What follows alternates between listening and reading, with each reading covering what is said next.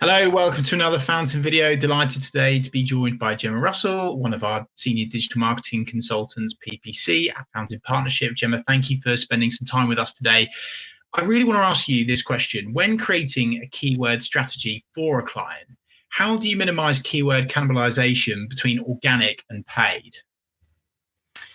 I think the first part of that is understanding user intent.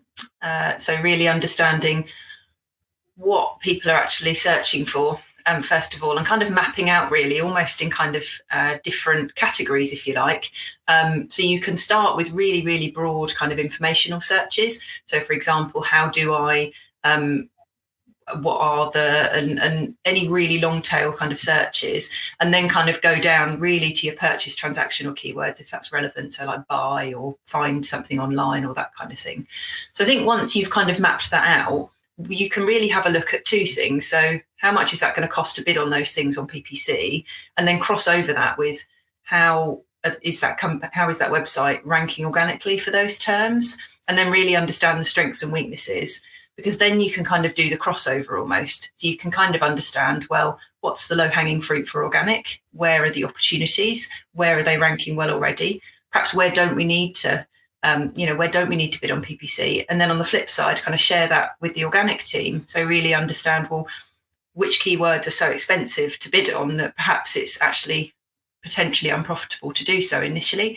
So once you've kind of worked it out that way and looked at the gaps, I think that's generally a really good place to start and tends to give you a fairly good roadmap as to where you're headed. I think the other big question can be brand as well.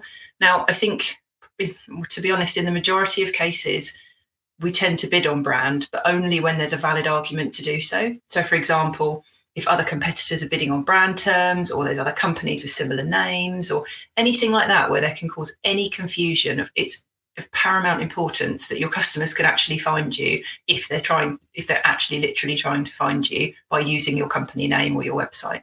So I think where there's an argument potentially to not bid on your brand, for example, nobody else is bidding on it, there's no competition, and you're just going to be taking away what could have been gained on organic, for example, then potentially it might be something that we may not bid on brand. But all of those things are put into consideration when putting together a keyword strategy. And I think the other important thing is that all of those things can change. So it's not just a case of setting it on the outset of working with a client. It's also about reviewing it on a regular basis. So maybe every 3 months, every 6 months, just to make sure that you're still adhering to all of those things. And whether that's working with our in-house organic team or with another agency, it's of crucial importance that we work really closely together. And then I think we use the client's budget as effectively as possible and get them the best results and hopefully improve profitability at the same time.